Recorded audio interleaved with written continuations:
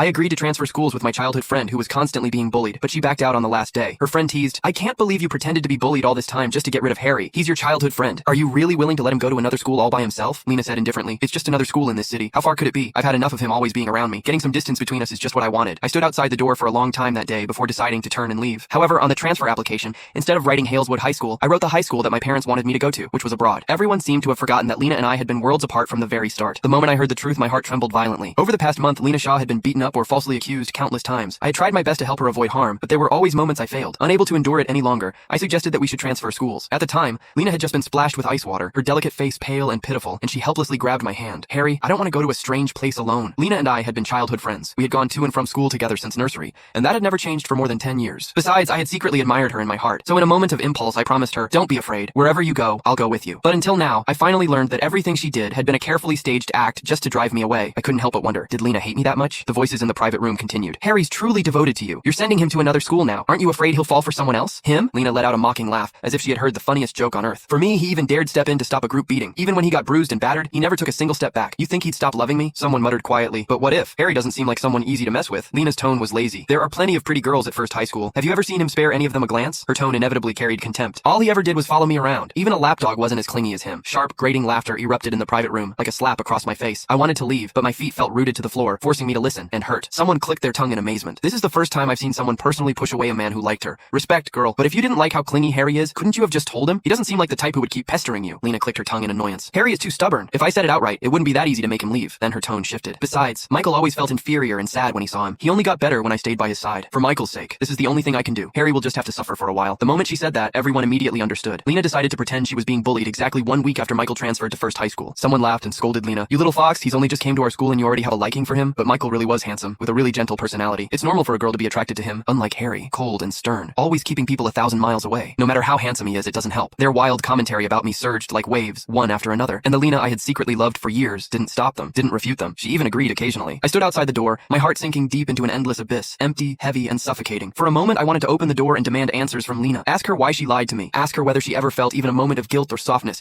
watching me get beaten while protecting her. Ask her if she ever thought about our more than 10 years of friendship before doing all this. But in the end, my mother's voice echoed in my ears. "Don't do unnecessary things. A person wouldn't change overnight." I turned around and left that private room. Thin, continuous pain registered belatedly. Originally, I would not have been so upset. I told myself it was just a betrayal by a friend and that it was no big deal. But the line called friendship was the one Lena had chosen to cross first. The day we decided to transfer schools together, she pulled me to a bar to drink and celebrate our liberation. Ambiguous lights lingered around us, and I watched the person I had quietly liked for years and felt a little dazed. So when she leaned in and kissed me, I did not refuse. Affection suppressed for years had suddenly run wild in an instant. I could not contain myself and blurted out, "Lena, what are we now?" Click the link in my bio to get the full story for free.